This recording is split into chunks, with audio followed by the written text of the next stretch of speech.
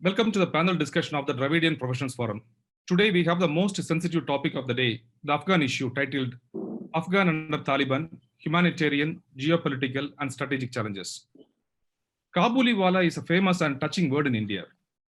From Bengal, when poet Rabindranath Tagore written a short story, Kabuliwala, where a dry fruit seller who visits India every year, developing a fatherly affection with a girl named Minnie, the term Kabuliwala denotes the migratory relationship between India and Afghanistan.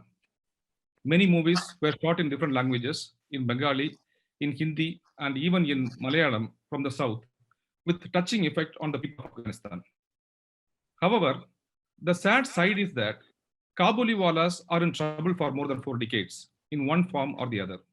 First, caught in the Cold War between US and the USSR, and then due to the said Cold War, because of the rise of religious and student extremism in the name of Taliban's, US invasion in 2000s, and now US pullout and Taliban takeover. It is one of the countries which has faced the longest civil war in the history. With the withdrawal of US and international troops, uncertainty surrounds Afghanistan's future stability and prospects for the peace process. Talibans, known for their hardline religious extremism, have declared that Afghan will be the Islamic Emirate of Afghanistan, signaling harsh interpretation of Islamic laws in the territory of Afghanistan, affecting the human rights and freedom of individuals. The reality is not lost on Afghan leaders or its people, who have suffered tremendously at the hands of Taliban, and majority leaders hold Pakistan responsible for enabling the ongoing violence. With a strained relationship with Pakistan, the effect of Pakistan-backed Taliban has to be closely watched by India. The Talibans, with their deep hardline position, pose serious threat to the region. They even haven't spared cultural heritage sites like Bamiyan Buddhas, which dates back to pre-Islamic era. Despite international pleas to stop their atrocious behavior, Taliban destroyed Bamiyan Buddhas in 2001, stating that though they were part of the cultural heritage of Afghanistan, they contradicted Islamic beliefs. The takeover of Afghan by Taliban poses three fundamental issues. Firstly, its effect on its own people, the human rights and humanitarian aspect of Afghan population. Secondly, the geopolitical issue and challenges the neighboring countries, particularly India, may face. And thirdly, the effect on the global world order. Tagore coined the word Kabuliwala, and unfortunately, the migration still continues. We have experts in this field as panelists today. Mr. Gautam Mukhopadhyaya, IFS, former ambassador of India to Afghanistan, a seasoned diplomat and an expert in Afghan affairs, who is also credited with establishing Indian mission in Afghanistan. Mr. K.S. Dakshinamurthy, associate editor, The Federal, and former editor at Al Jazeera, who has extensively covered Talibans and Afghans for decades. Mr. Brian Wong, editor-in-chief, Oxford Political Review. Ms. Aunita Majumdar, former editor, Himal South Asia. The session will be moderated by senior veteran journalist and readers editor of The Hindu, Mr. Paneer Selvan, and our fellow coordinator, Mr. Dharanidharan, will make the concluding remarks. Each speaker may speak for 15 to 20 minutes, followed by a Q&A. Now I invite Mr. A.S. Paneer Selvan to moderate the session. Sir, the floor is yours. Thank you, Puer. It's very, very important meeting, and we have people who actually know what is happening there. Before getting into the details of what is happening in Afghanistan, there was a misplaced optimism when the Doha talks started. A lot of people believe that the Doha talks is going to lead to sharing of power with Taliban and not the complete transfer of power to Taliban. This misplaced optimism in Doha talks, how did it happen? That seems to be one of the biggest challenge for a reporter to understand. As a person who's sitting really far away from the scenes of activity, whether it is Kabul or Doha, for us to buy this idea that till the end of the Doha talks, people believe that there will be a gradual and smooth transition of power. From that to this rapid changes, it becomes a very, very surprising as well as puzzling development. There were like many others who have joined this panel. I'm also interested in knowing answers for these rather troubling questions. I'm going to go through a particular sequence. We'll be inviting Ambassador first to make his presentation. It'll be followed by Dakshinamurthy and then Brian Wong. And meanwhile, I hope Anugita is able to join us. And then we are opening up for the question and answer session. Before I invite Ambassador, let me give a brief introduction of Mr. Gautam Mukhopadhyay. He's right now a senior fellow with the Center for Policy Research in Delhi. He had a distinguished Indian Foreign Service experiences. He had served in various embassies and missions in Mexico, Cuba, France, and the United Nations. As Ambassador Mukhopadhyay's current areas of interest are Afghanistan and Myanmar, the two important neighbors of India, and which are also going through a major churning at this stage. May I request Ambassador Mukhopadhyay to make his presentation, please? Sir, you got to unmute. Thank you, Mr. Paneerselvan, Mr. Pur Gandhi, Mr. Wong, Mr. Dakshinamurthy, for the privilege of participating in the Dravidian Professional Forum. It's my first opportunity to participate in a Chennai-based forum, so I'm especially pleased about that, and I thank you for taking the initiative to invite me. There's a lot one could talk and say about Afghanistan, but I don't think we have the time to be able to say everything that we wanted.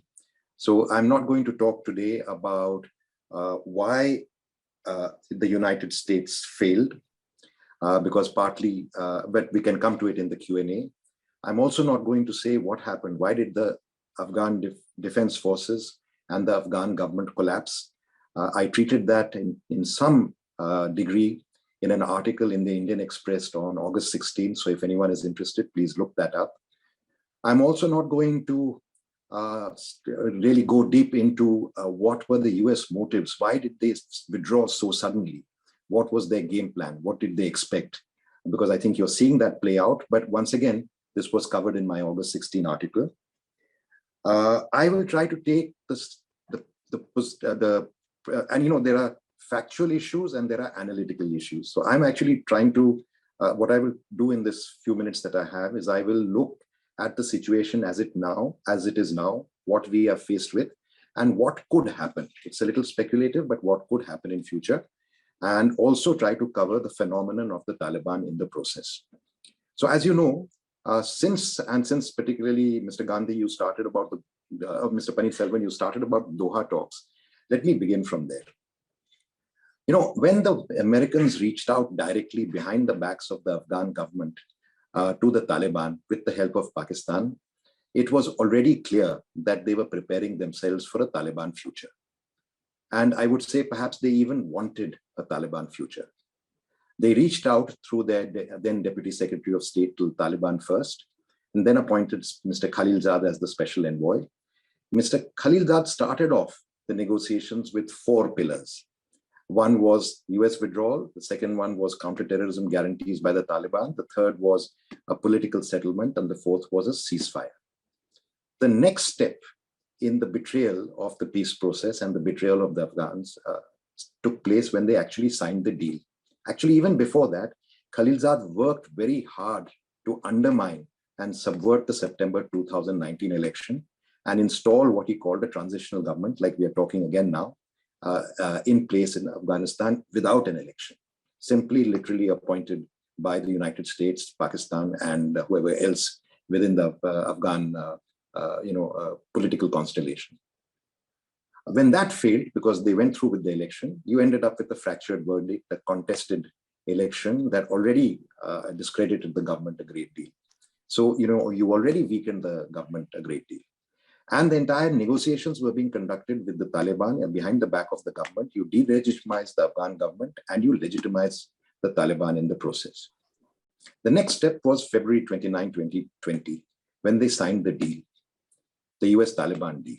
The US-Taliban deal effectively separated the US component of the deal with the Taliban, that is the withdrawal of troops and counterterrorism guarantees, in which they gave a calendar, almost a calendar for the withdrawal and the conditions, the relaxation of sanctions and many other things that the Taliban demanded. with very weak counterterrorism guarantees. In fact, no counterterrorism guarantees, the only verbal assurance effectively in that thing. And they separated that from the US component. So in other words, the US had no leverage left on the political settlement or on the ceasefire. And in fact, to whatever extent the talks did start and continue in Doha, they were taking place under the shadow of terrorism. I won't even call it gun, because it was the shadow of terrorism in Afghanistan. So terrorism continued. It just changed tactics a little, but terrorism against the Afghans continued, even though they stopped attacking the US. Effectively, the Doha deal stacked both the negotiating table as well as the battlefield against the Afghan government, against the Afghan people, and for the Taliban and Pakistan, who are their backers. So this is the situation that we inherit. So it's absolutely crystal clear that the United States has assisted the Taliban. The preferred route would have been a negotiated outcome. But if that didn't work, they could do a military takeover. The second point is that over the 20 years of the US presence in Afghanistan, Pakistan, perhaps using its leverages, but also I think certain sensitivities that the West, led by the United States as well as the UK, always had for Pakistan, not to create a strong Afghanistan. They did not invest, they spent money on the war effort. And they claimed that they lost a lot in terms of blood and treasure. But in actual fact, in the last few years, Afghanistan has not been a political issue back in the United States. The expenditure was very manageable, was minimal. The loss in lives was very little. They have much larger numbers of troops in many other parts of the world, but they made this into an issue.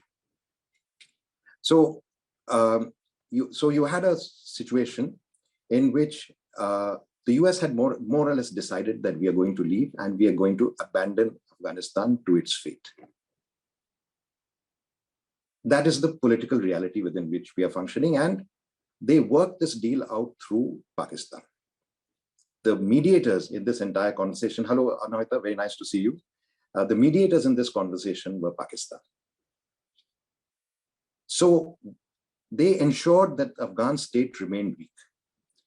They did not invest in democracy, despite what they may say. They did not invest in the army, despite what they may say about equipping and arming the troops. What they created was a limited counter-terrorism special force unit army.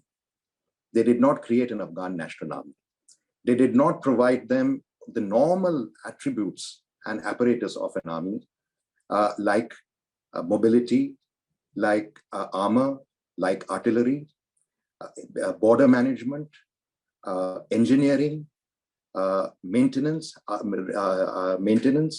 communications, intelligence. All this was NATO standard and high tech, and only the NATO and the United States had the keys to that.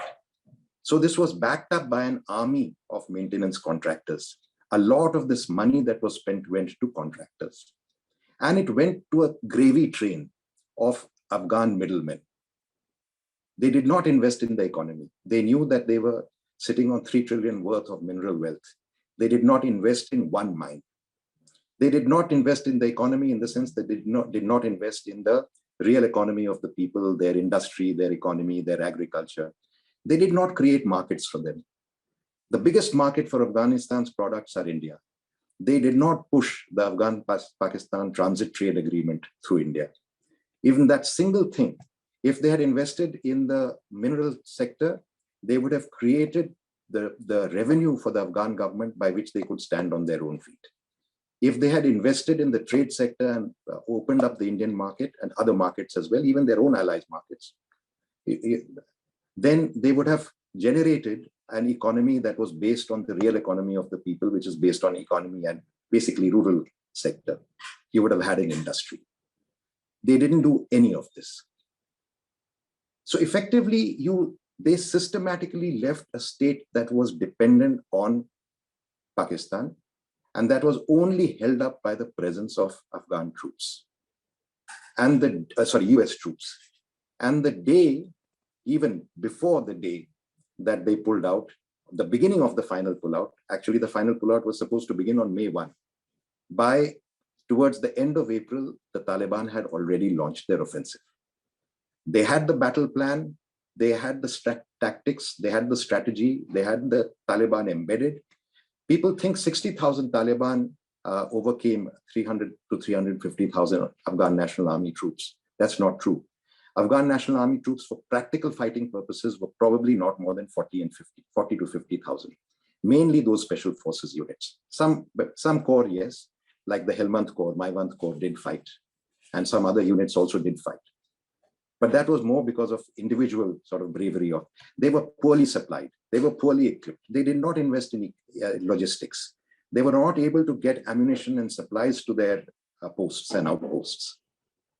So they waited, and a battle plan was ready. The masterminds had worked out everything. The masterminds had planned that 40 years of war, through information warfare, through psychological operations, they wore down the Afghan people through terrorism until they came to a state where the Afghan people neither trusted their state, nor the Americans, nor their own ability to own their own destiny. And all that they wanted was peace, even if it was a piece of the Taliban. And that is why they collapsed. They were also in psychological denial. They didn't actually believe that the Americans would abandon them like this. If you recall the times Indo-Soviet treaty, how dependent we were in the Soviet Union. Many people in India refused to believe that the Soviet Union would collapse. This was that kind of syndrome, but 10 times worse. And now come to the Taliban. The Taliban was founded in Pakistan by the Interior Ministry of Pakistan in 1994. It is a 27-year investment, a 27-year project of Pakistan. The root of that project was that, please tell me if I'm exceeding my time, I'll stop quickly. The basic objective of that project was to erase Afghan and Pashtun identity and submerge it in a larger Islamic identity that could be captured in the term emirate. Emirate is a very ambiguous term. Some people think, and some people call the Taliban nationalists, and some people say that the Taliban are only interested in Afghanistan. Neither of that are true. When they say they are nationalists, they have made deals with the people who they claim to be fighting, the United States, not to attack the United States, but continue to attack the Afghan people every day through terrorist means. They made deals with Iran, they made deals with Russia, they made deals with China, and they used Pakistani territory to attack Afghans and Afghan people. How, in what definition, in what vocabulary can you call them nationalists? If they had to be given a choice between Afghanistan and Emirate, their choice was not Afghanistan, their choice was Emirate. If their choice was Afghanistan, they could have used the Doha talks to come to a settlement between themselves. They did not do that. Second, whether this will be confined and limited to Afghanistan. No. When we're talking about the Taliban, 60,000, actually the Taliban are supported by, I cannot make a guess, but I would say at least 40 to 50,000 foreign fighters. A very large number of them would be Pakistani fighters.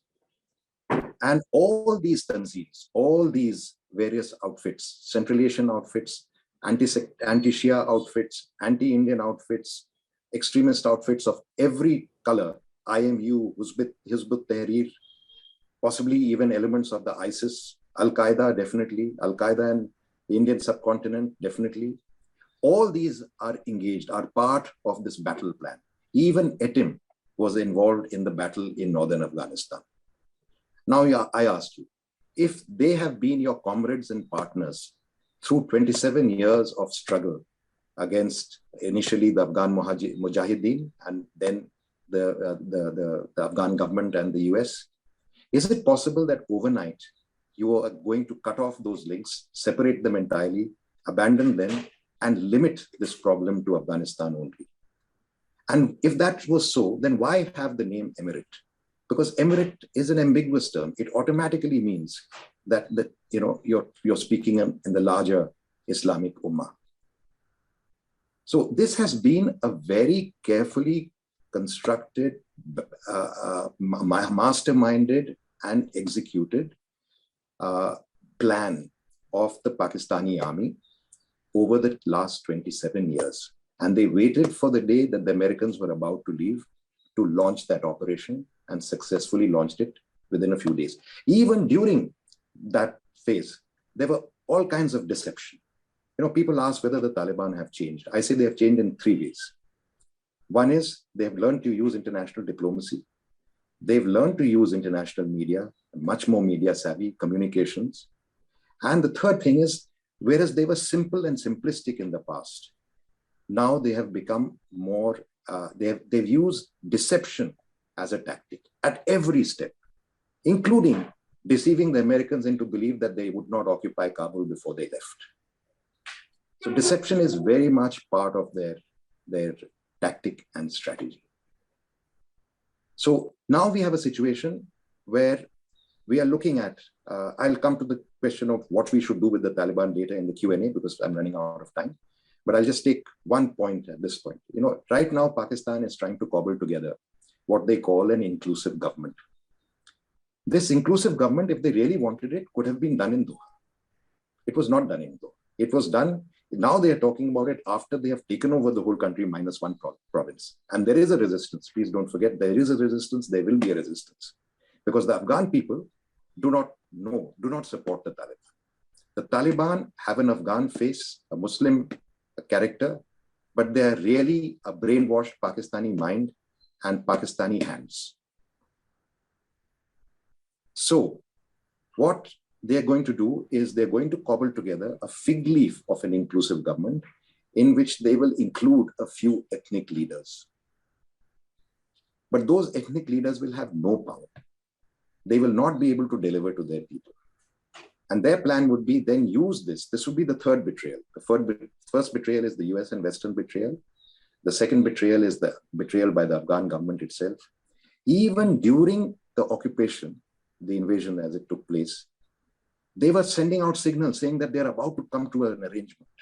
They're about to come to some kind of deal with the Afghan government. And the Ghani government sent out messages to its governors, don't fight, we are about to come to an understanding. And that is why so many of the governors just handed over the keys of their provinces to the Taliban. So many of the army units just disappeared. So this is the situation that we have, and they will become discredited. And while they become discredited, they will now extend their radicalization from the Pashtuns, they've already started it, to the Uzbeks, the Tajiks, and perhaps even the Hazaras. The radicalization program will spread beyond southern and eastern Afghanistan to the rest of Afghanistan and all of Central Asia. Of course, it may boomerang on the Pakistanis, and again, Pakistanis will use their own doing to say that they are victims. But this is what I forecast for the future. I admit that this is speculative, but I think we have to be prepared. We have to know what was the game in the past and consider what is the game in the future. If it turns out that they are serious and they actually give power to everyone, and they don't try to radicalize, and they actually try to incorporate the progressive principles of the Islamic government, the gains of the last 20 years, rights of women, minorities, particularly a voice for youth and everyone else, then it is worth talking to them. We may need to talk to them for other reasons, for practical reasons, but effectively, we will know if they are serious about inclusiveness, if they accept other Afghans who have been excluded from the idea of the emirate. I don't see that happening. And I still see it as a very deep Pakistani game. But I will end with one more thing. It's not just a Pakistani game. It's also a US game. In some ways, a benign explanation for what the US has done in the last few years, particularly in the Biden strategy, is to say that, look, they've been there 20 years. Effectively, they have provided net security for their strategic rivals, China, Russia, Iran, against the Taliban. And they've also been part of this whole corrupt gravy train that I talked about. So the charitable explanation is that they have decided, all right, this is not our problem, this is their problem. Let them handle the Taliban. But can we exclude the possibility that they have actually set the Taliban upon the Afghans and the region to keep the region destabilized, to keep other regional players off balance? And if that is not the case, then why should they surrender strategic space while they are trying to contain China in every way, technology, trade, Indo-Pacific, everywhere else in the world? Why should they surrender strategic space in the weakest underbelly of China, in Xinjiang?